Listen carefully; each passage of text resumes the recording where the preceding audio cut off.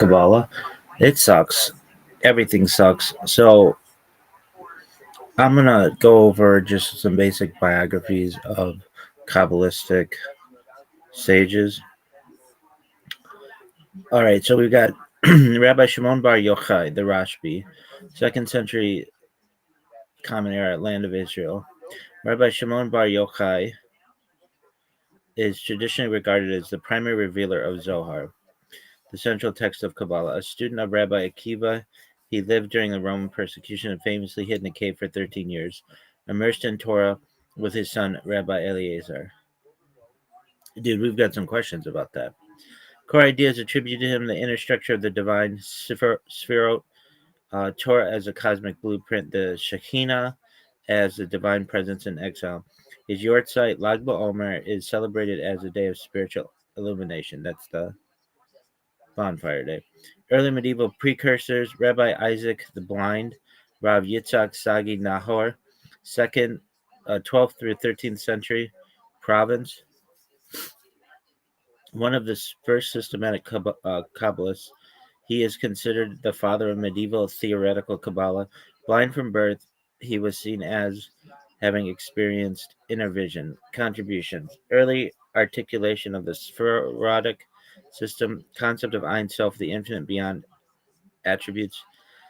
Influence on later Zoharic tradition, the Zoharic circle. Rabbi Moshe de Leon, 13th century Spain. Rabbi Moses de Leon is the historical redactor and disseminator of the Zohar.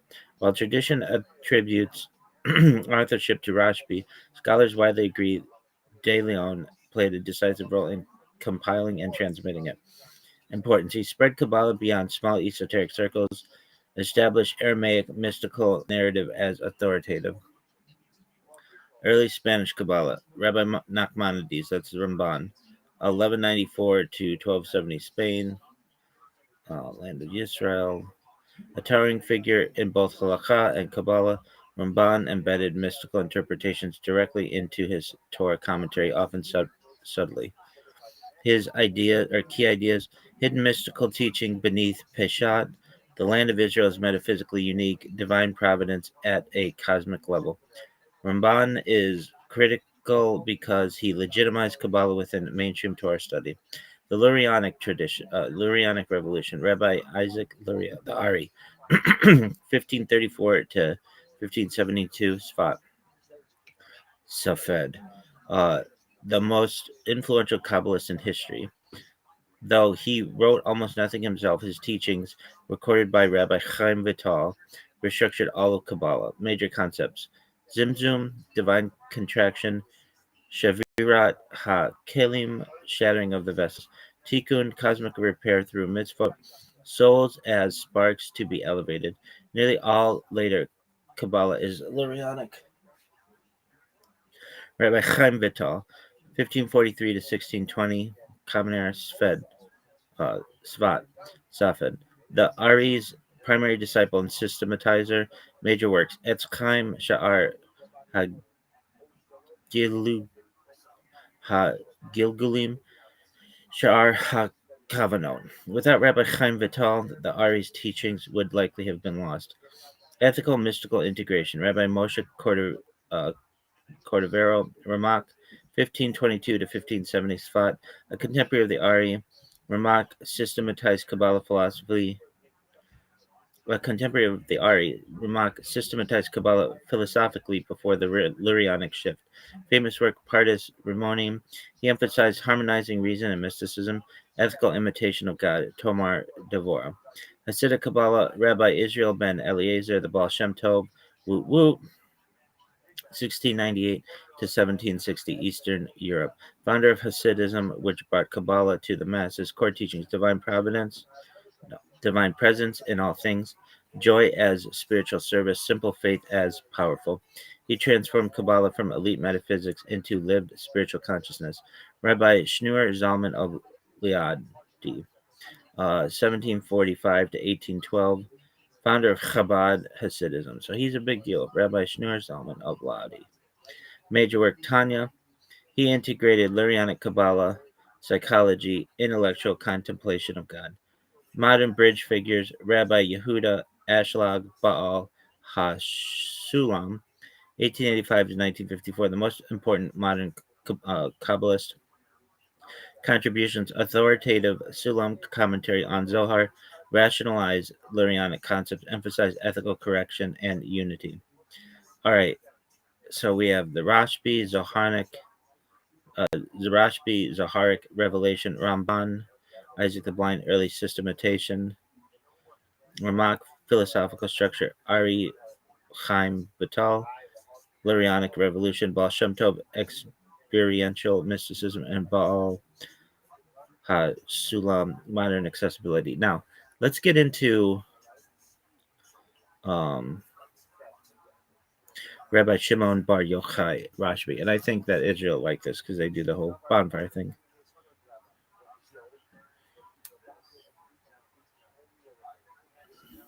Yo, dog, how did the Rashbi live in a cave for 13 years and then like had a child? I mean, like, where were they getting food? And did they like leave the cave, or did they stay in the cave for 13 whole years? And how do we get that bonfire in Israel during Lag BaOmer?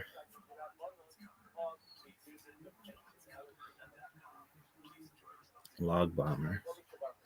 I'll give you a log bomber, girl.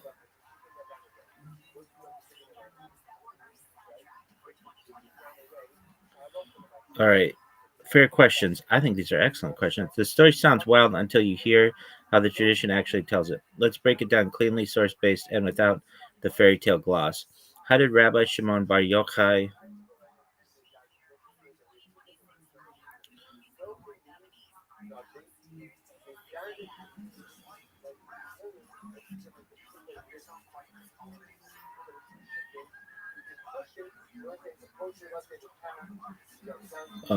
it restarted, so refresh. So, fair questions. You basically asked how the Rashbi cave story actually works, not the Hallmark version.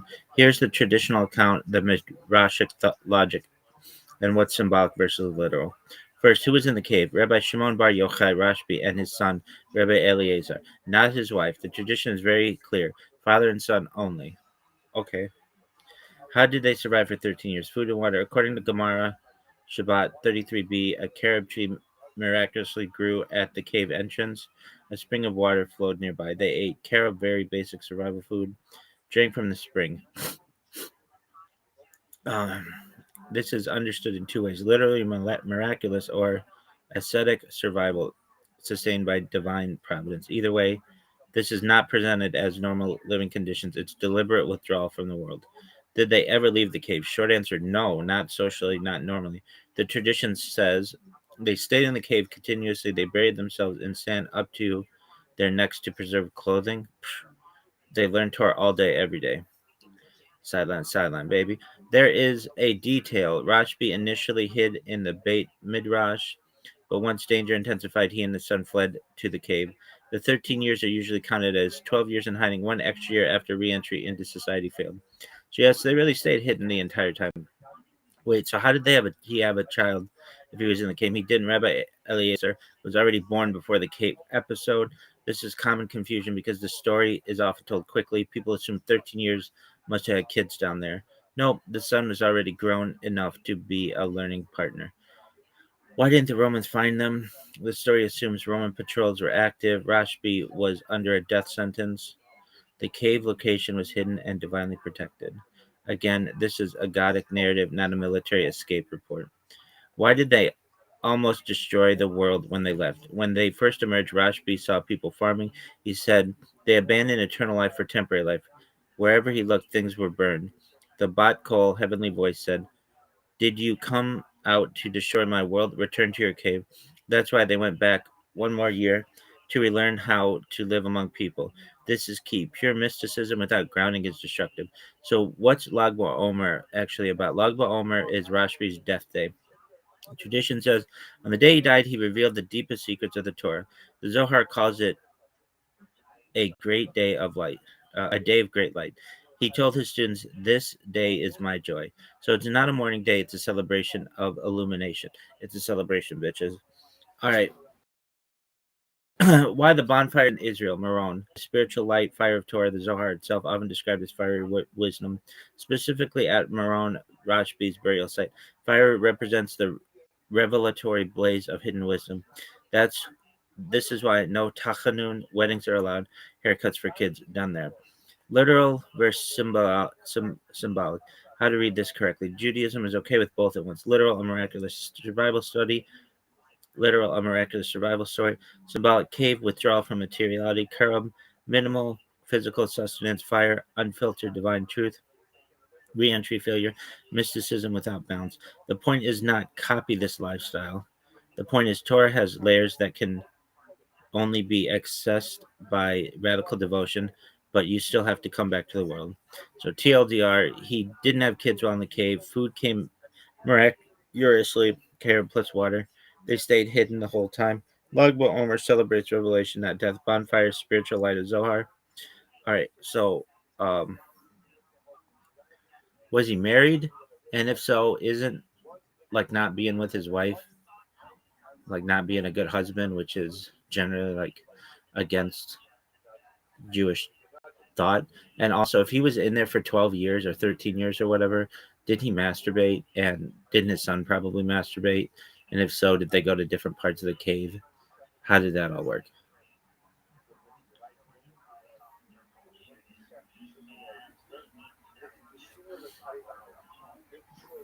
Maybe one on the covers.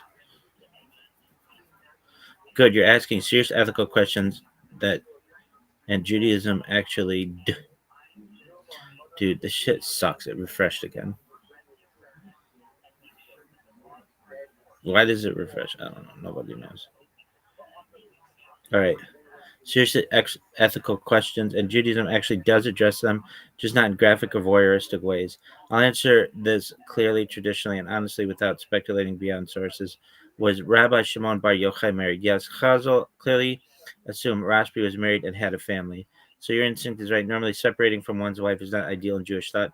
So it wasn't hiding for 12 or 13 years a failure of a husband. Normally, yes. In this case, no. And here's why. Pekua Nefesh, life-threatening danger. Rashbi was under Roman death sentence. Dog, I get all that. I fucking get all that. I connect with that more than anybody in the whole fucking world knows right now. Staying married in person was not an option. Jewish law allows and requires separation when a life is in danger. The alternative is execution or torture. The separation is not voluntary asceticism but coercion. This is comparable to prison war hiding during persecution. It's tragic but not sinful. Dog, no one understands this more than I do. The whole fucking world, I understand this more than any motherfucker ever. What about marital obligations? Ona. Jewish law recognizes that Ona obligations are suspended when fulfillment is impossible due to danger. The responsibility is not considered a moral failure. There is no criticism of Rashbi in any rabbinic source for this separation, which is very telling. I get that. Now, the sensitive question you asked, you're basically saying, how did you deal with sexual urges over this time? Here's the key point. Judaism does not speculate about this and deliberately avoids it. Well, I do, baby, and I'm Judaism. Not because it's taboo, but because the stories about Torah immersion and ascetic transcendence, private bodily struggles are not narrated. That's what you think. We do not invent sins or behaviors for Zadikim where no source exists. There is no Talmudic, Midrashic, or Zoharic text describing sexual behavior in the cave, no hint of impropriety, no discussion of logistics like different parts of the cave. That silence is intentional. But is it realistic to think desire just disappeared? Traditional Jewish thought would say extreme Torah immersion, radical fasting, and simplicity, near total withdrawal from physicality, can drastically reduce sexual drive. This is not presented as a model for everyone, only for rare individuals in extreme circumstances. The Torah weakens physical drive, chazal multiple places. What about the son? Rabbi Eliezer, Rabbi Eleazar, Rabbi Elazar, was not a child, was a Torah scholar and full learning partner, is treated as an adult throughout the narrative. Judaism does not discuss private bodily matters about revered figures, especially when it serves no moral lesson. That's what you think. All right, important principle you're circling. You're touching on a real tension in Judaism. Judaism is not anti-body, but allows rare moments of radical transcendence. Rashbi's cave life is not normative Judaism. That's why he fails on first reentry. He has to return to the cave. He ultimately learns compassion for ordinary life. The message is you can't live permanently at that level, and you're not supposed to. Why Judaism doesn't return into sexual speculation? Because Judaism teaches sexual holiness is private. Holiness does not equal curiosity about other people's bodies. Even Zadakim, even Zadakim, uh, are not dissected for anatomy level details. That's what you think. That's not repression, it's dignity. Bottom line, yes, Rashbi was married. No, he is not viewed as a bad husband. The separation was forced and tragic, not chosen. Jewish sources do not discuss sexual behavior in the cave. The story is about Torah, danger, transcendence, and reintegration, not biology. Can you give me like a really good biography of this guy? And also, while he was gone for like 13 years, did his wife masturbate? And also, did he have any other kids aside from the other rabbi? And when they would go out to the cave, like I know they wouldn't leave the cave, but they had to leave it like a little bit to get to that tree, right? And to the stream. How did that all work? These are phenomenal questions. I can hear the Rebecca note now. Rabbi, didn't his wife masturbate? I can give you a serious full biography and also answer logistical historical questions. For the sexual behavior speculation about masturbation, I need to set a boundary. Judaism itself does not discuss or speculate about that, and I won't invent or narrate sexual acts about named historical people. I will explain how Jewish sources understand the situation without going to graphic or speculative. Without going graphic or speculative. With a with the clear here's a with that clear here's a clean traditional high quality answer. Rabbi Shimon Bar Yochai Rashbi, a proper biography, historical setting, second century common era, Roman occupied Judea. This was one of the most brutal periods in Jewish history. Torah studies out loud, rabbis executed publicly, Rabbi Akiva, Rashbi's teachers martyred. Rashbi was not a mystic living in calm times. He was a persecuted revolutionary Torah figure. His teachers and stature. Primary student was Rabbi. He was a primary student of Rabbi Akiva, a member of the Tanaic elite, quoted dozens of times in Mishnah and Midrash. Before the cave story, he was already a halakhic authority, a public teacher, a sharp critic of Roman rule. Why he was sentenced to death. The Talmud Shabbat 33b records that Rashbi openly condemned Rome. Roads were for taxation, baths for indulgence, markets for immorality. This was political sedition, not theology. A death sentence followed. Marriage and family. Yes, he was married. His wife actively supported his escape. She brought food at first. His son Rabbi Eleazar, was already alive and old enough to learn. Other children. There's no reliable source naming additional children. Rabbinic literature only mentions the rabbinic literature often mentions only one child, and that child is the spiritual successor. And that child is the spiritual successor. This does not prove that there were not others, only that none were recorded. The cave, how it actually worked. Did they never leave? They did not leave the cave to society, but the carob tree and the spring were at or immediately adjacent to the cave. Think cave mouth, tree, water, all within concealment. No traveling, no exposure, no reentry into civilization. This is not inconsistent with the text. Clothing issue. They buried themselves in sand to preserve garments. Remove clothing only when necessary. This emphasizes extreme asceticism, not comfort. Length of time. Most sources say 12 years of hiding, one additional year after failing to reintegrate for 13 total. What they what they did all day. Continuous Torah study. According to tradition, inner Torah, Sod in particular, prayer and contemplation. This is why Rashbi becomes associated with revealed mystical light. Reentry failure. This is crucial. When Rashbi emerged, he saw farmers working. His intense spiritual gaze burned the mundane world. A heavenly voice rebuked him. This is Judaism openly saying extreme holiness without human grounding is dangerous. That's why he goes back one more year. Lag BaOmer and Meron. Rashbi dies on Lag BaOmer. Tradition says he revealed his deepest teachings that day. Fire symbolizes revelation, Zoharic light, uncontrolled spiritual truth. Meron becomes the site because it's his burial place. His students preserve the location.